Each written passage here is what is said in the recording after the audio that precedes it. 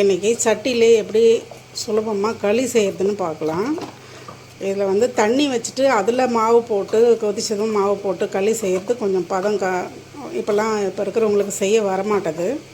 அதுக்காக இப்படி உங்களுக்கு சுலபமாக செய்கிறதுக்கு அப்படின்னு சொல்லித்தரேன்.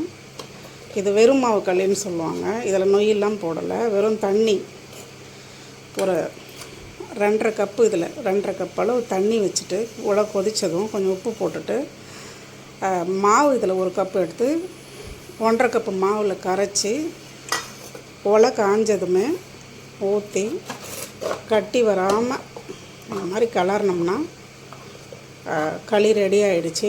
ஒரு 5 நிமிஷம் கிளறினா போதும். பாருங்கள், இந்த பதம்தான்.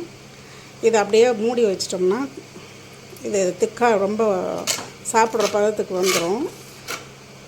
குண்டானில் செய்யாமல் ஏன் பானையில் செய்கிறோம்னா அந்த தண்ணி தேவையில்லாத நீர்த்தன்மையெல்லாம் இழுத்துட்டு களி பதத்துக்கு தன்னால் வந்துடும். இது சட்டியை வந்து நம்ம முன்னோர்கள் பயன்படுத்துனதுக்கு காரணமாக இது தான். இதில் மேல் பூச்சிலாம் எதுவும் கிடையாது. இது மண்ணால் செஞ்சு சுடுறதுனால இந்த சட்டி சுவாசிக்கும். தேவையில்லாத நீர் சத்தெல்லாம் அது இழுத்துக்கும். முட்டி வலி, நமக்கு நோய்கள், பல நோய்கள் வராமல் இருந்தது மண்பானை சமையலில். இது போல் ஒரு நாளைக்கு களி செஞ்சு பாருங்கள், அதுவும் பானையில் செஞ்சு பாருங்கள். நன்றி. களி நம்ம முன்னாடி செஞ்சு இறக்கணும் இல்லையா, அது நல்லா ஆறிடுச்சு. இப்போ பாருங்கள், நான் சாப்பிட்றதுக்கு இப்போ நல்லா ஆறின பிறகு எப்படி இருக்குது பாருங்கள்.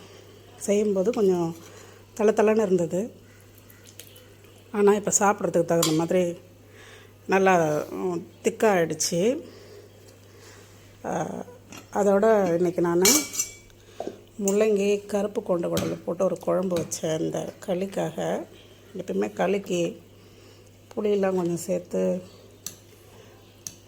செய்யணும். அந்த மாதிரி செஞ்சால் அந்த குழம்பு ருசியாக இருக்கும். இந்த குழம்பு எப்படி வைக்கிறதுன்னு கூட ஒரு நாளைக்கு நான் போடுறேன். இது ரொம்ப நல்லாயிருக்கும். இதுக்கு இந்த களி இப்போ பாருங்கள் இறுகி சரியாகிடுச்சு பதம். அதுக்காக தான் இப்போ போடுறேன்.